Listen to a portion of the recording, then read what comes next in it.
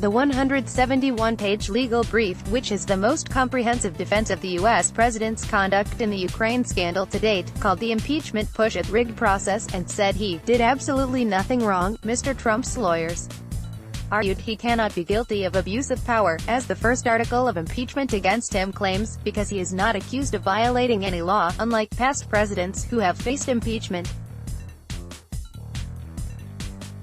They attempted to dismiss the second article of impeachment, that Mr. Trump obstructed Congress, by arguing he was fairly using his executive powers when rejecting legal demands for White House officials to testify to the impeachment inquiry.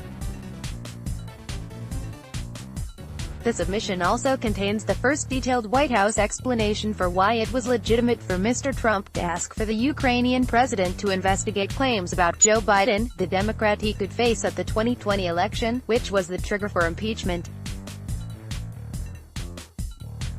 Mr. Trump's lawyer said when Mr. Biden, then U.S. Vice President, sought the sacking of a Ukrainian prosecutor who once investigated the gas company his son worked for, there appeared to be, at the very least, a serious conflict of interest.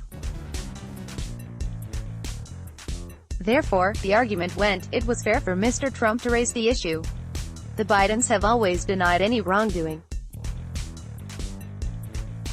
There were also repeated attacks in the submission on how Democrats have pursued impeachment through the House of Representatives. They were accused of a constitutional travesty, and brazenly political act that is an affront to American democracy. The Senate should speedily reject these deficient articles of impeachment and acquit the president, read one part of the document. The only threat to the Constitution that House Democrats have brought to light is their own degradation of the impeachment process and trampling of the separation of powers. Their fixation on damaging the president has trivialized the momentous act of impeachment, debased the standards of impeachable conduct, and perverted the power of impeachment by turning it into a partisan, election-year political tool. The consequences of accepting House Democrats' diluted standards for impeachment would reverberate far beyond this election year and do lasting damage to our republic. The Democrats have submitted their own lengthy justification for why Mr. Trump should be removed, arguing that he used his presidential powers for personal gain by trying to tilt the election this November in his favor.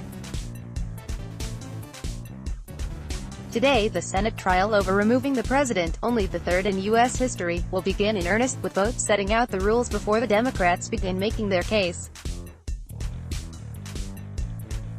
The Republicans hold 53 of the 100 Senate seats and so will decide how the proceedings are carried out, providing individual senators do not rebel. The expected proposal will be that the Democrats get 24 hours, spread across 2 days, to lay out their case for removing Mr. Trump, followed by 24 hours for the president's legal team to spell out the defense. Irish Independent lets block ads. Why?